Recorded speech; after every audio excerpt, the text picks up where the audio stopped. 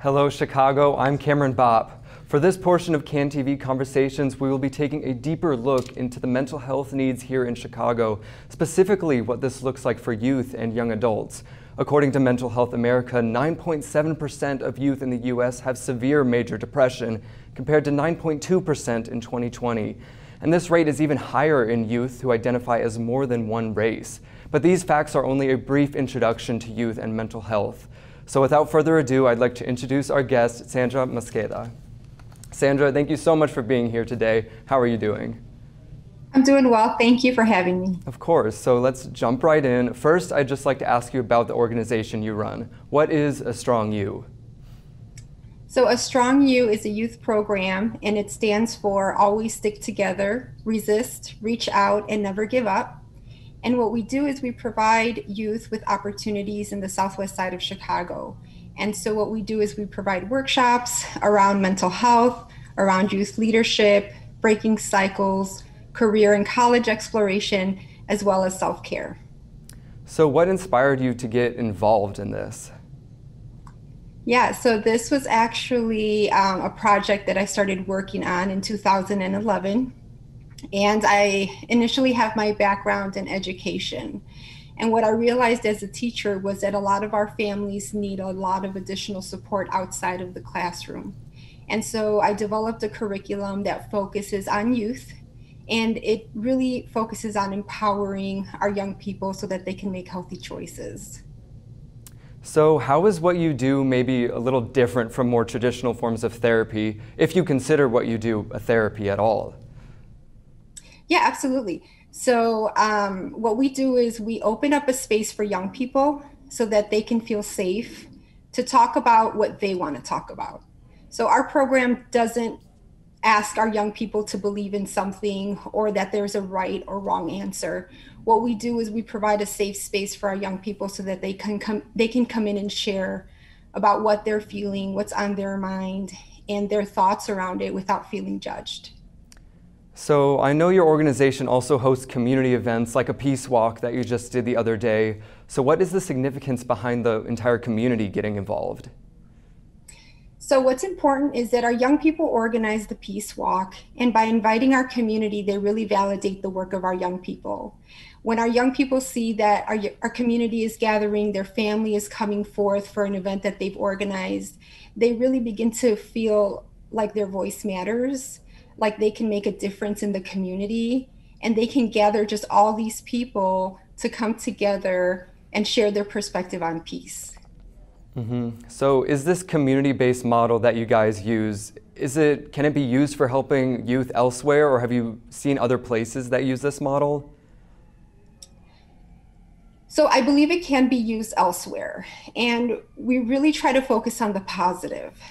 There have been a lot of tragedies happening in the city of Chicago and around our nation. But what we try to do is we really try to keep our young people encouraged in a way that they focus on the positive. And that's why we focus on peace and how to maintain peace within ourselves, our families, and our communities. And so I know there is a lot of ways that we can engage with our community, but this is one way that we can do it in a way that we focus on something that's extremely positive and healthy for our young people. So what communities do you serve here in Chicago? So we've been working in the southwest side of Chicago. We work with Archer Heights, West Lawn, Scottsdale, Chicago Lawn, and any other surrounding neighborhood or suburb. Do you think there's a lack of resources and accessibility in these areas? Yes. So the Latino has been growing rapidly in these particular areas. And because of that, there is a lack of resources. So it's really important to continue bringing opportunities and resources to this part of the community. So within these communities, what are some of the biggest problems youth are dealing with? What are some of the trends that you've been seeing this past year and a half? Absolutely. So within this community, there's depression, anxiety, pressures of social media on body image, and social status, as well as domestic violence and substance abuse.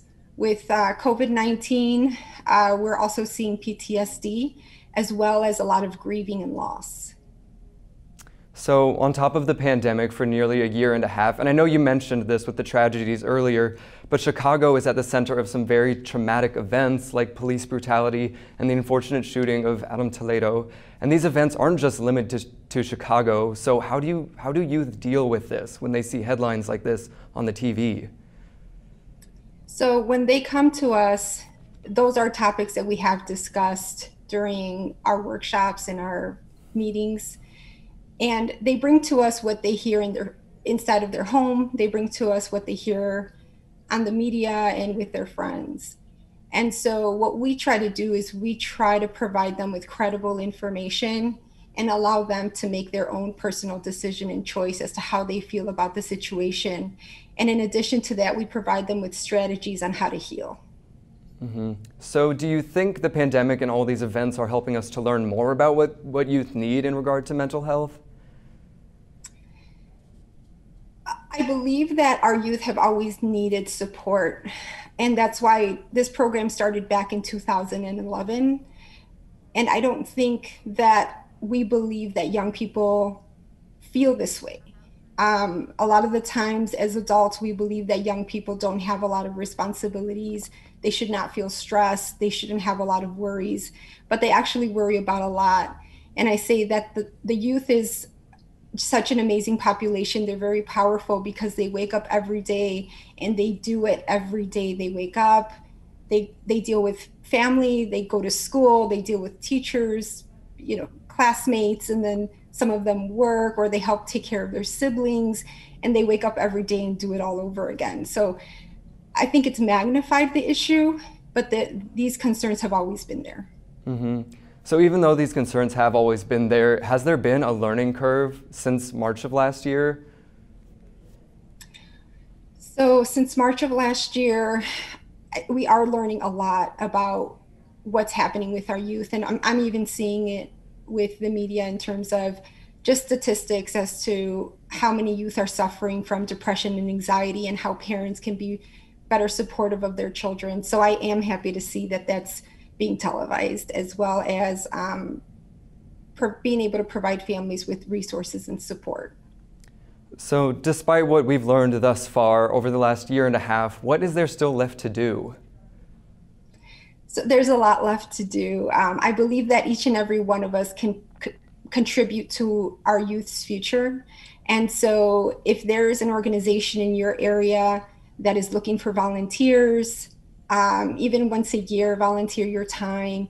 If you're willing to donate some funds or materials to an organization, reach out. I'm sure they would be happy to receive that from you all, as well as just creating peace in your own space. So if we want to make sure that our families feel like they're growing up in an environment where there's peace, where they're feeling safe, and we want to learn how to do that for ourselves, and we want to learn how to offer that to our families and our community as well. Mm-hmm. So in regard to administration here in Chicago, do you think that there's anything better that they can be doing in regard to mental health? Any more funds that they can provide? So with regards to mental health, I know that there is funding out there for mental health. And